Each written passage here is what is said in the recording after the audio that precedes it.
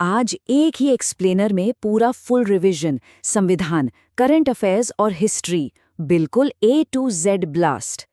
30 अप्रैल 2026 के इस खास सुपर रिवीजन सेशन में सभी एग्जाम वॉरियर्स का स्वागत है। आज हम बस उन्हीं चुनिंदा टॉपिक्स पर प्रहार करेंगे जहां से एग्जाम में डायरेक्ट सवाल छपते हैं। तो बिना कोई टाइम वेस्ट किए चलिए सीधा शुरू करते हैं। ये रहा हमारा आज का गेम प्लान। हम 3 सुपरफास्ट मॉड्यूल्स कवर करेंगे। पहला संविधान संशोधन, दूसरा ताज़ा करंट अफेयर्स और आखिर में स्टैटिक जीके। बस इतना कर लिया तो समझो बेड़ा पार। शुरुआत करते हैं भाग 1 से, संविधान संशोधन। हमारे संविधान के भाग 20 और अनुच्छेद 368 में संशोधन की पूरी प्रक्रिया दी गई है और आपको याद होगा ये कॉन्सेप्ट हमने दक्षिण अफ्रीका से लिया था। अब ये नंबर 106 याद कर लीजिए, ये सीधे एग्जाम में छपता है। जब भी संसद से कोई बिल पास होकर राष्ट्रपति के साइन ले लेता है तो वो अधिनियम यानी एक्ट बन जाता है। और अब तक हमारे संविधान में ठीक 106 संशोधन अधिनियम पास हो चुके हैं। मतलब 106 बार हमारा संविधान अपडेट हो चुका है। इन 2 संशोधनों की टक्कर तो एग्जाम्स की ऑल टाइम फेवरेट है। 1976 का 42वां संशोधन, इसमें इतने सारे बदलाव कर दिए गए कि इसे मिनी कॉन्स्टिट्यूशन ही कह डाला गया। प्रस्तावना में बदलाव हुआ, मौलिक कर्तव्य जोड़े गए और इसके ठीक जवाब में आया 1978 का 44वां संशोधन, जिसने सीधा संपत्ति के अधिकार को मौलिक अधिकारों की लिस्ट से उड़ा दिया और उसे सिर्फ एक कानूनी अधिकार बना दिया। अब ये जो लिस्ट है ना, इसे तुरंत अपने दिमाग में स्कैन कर लीजिए। 73वां और 74वां संशोधन पंचायती राज और नगर पालिकाओं के लिए है। 86वें ने शिक्षा के अधिकार को मौलिक अधिकार बनाया। 101वां तो सबको पता ही है, इसने पूरे देश में जीएसटी लागू करवाया। और सबसे लेटेस्ट 126वां संशोधन, यही है वो नारी शक्ति वंदन अधिनियम जिसने महिलाओं के लिए आरक्षण पक्का किया। बढ़ते हैं भाग 2 की तरफ, करंट अफेयर्स और ग्लोबल माइलस्टोन्स। चलिए देखते हैं देश दुनिया की वो ताज़ा खबरें जहां से सीधे सवाल बनेंगे। सिप्री यानी Stockholm International Peace Research Institute की 2025 की रिपोर्ट आ गई है और आपको बता दें, अपनी सेना पर खर्च करने के मामले में अमेरिका और चीन के बाद भारत 92.1 बिलियन डॉलर्स के भारी भरकम बजट के साथ दुनिया में 5वें नंबर पर डटकर खड़ा है। भारत का ग्लोबल दबदबा देखिए, जॉर्डन ने ऑफिशियल तौर पर भारत की 3 बड़ी पहलों से हाथ मिला लिया है। ये हैं इंटरनेशनल सोलर अलायंस CDRI और global biofuel alliance. Clean energy की दिशा में ये एक बहुत बड़ा मास्टर स्ट्रोक साबित होने वाला है।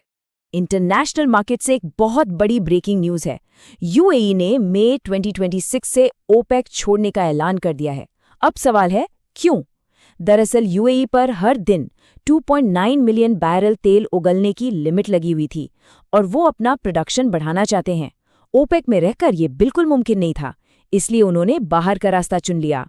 बैंकिंग की तैयारी करने वालों के लिए ये जरूरी है। RBI का मिशन सक्षम आजकल काफी न्यूज में है। इसका सीधा मकसद है जो अर्बन कोऑपरेटिव बैंक्स है ना, उनके कर्मचारियों की स्किल को और डेवलप करना, ताकि हमारा जो ग्राउंड लेवल का बैंकिंग स्ट्रक्चर है वो और भी ज्यादा सॉलिड हो सके। स्पॉट से हमारे लिए एक बहुत ही प्राउड मोमेंट आया है। स्टार शटलर PV सिंधु को वर्ल्ड बैडमिंटन फेडरेशन के एथलीट कमीशन का हेड बना दिया गया है।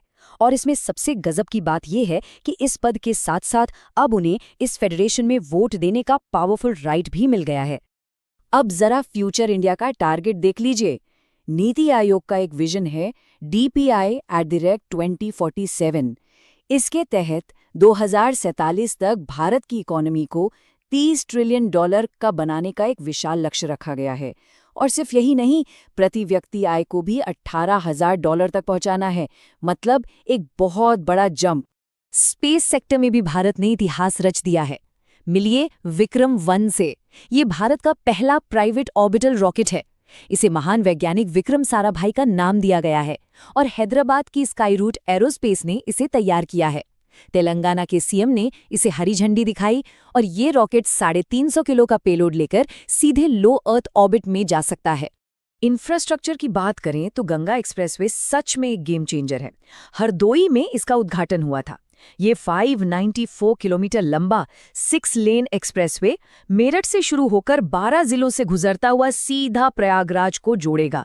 सफर अब आधा रह जाएगा और सबसे शानदार बात बताऊं, इमरजेंसी के लिए शाहजहांपुर में 3-3.5 किलोमीटर लंबी एक हवाई पट्टी भी बनाई गई है। चलिए अब आते हैं भाग 3 पर, स्टैटिक जीके। ये है हमारा अल्टीमेट स्कोरिंग सेक्शन, जहां से पूरे नंबर पक्के करने हैं। प्राचीन भारत के प्रमुख राजवंश और उनके फाउंडर्स, इसका तो रट्टा मार ही लीजिए।